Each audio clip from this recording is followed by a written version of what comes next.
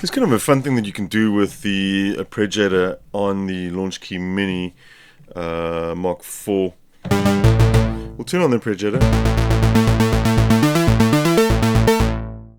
You can, of course, change the rhythms up here. A bunch of preset ones, but you can actually do that by yourself, do a custom one. And if we'll just hit down the Arp button, you'll see it lights up, and you can type in your custom sort of rhythms now.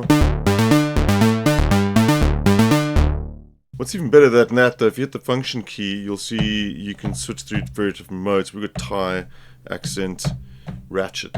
Let's go with tie first, and tie's going to be our red one. We'll do.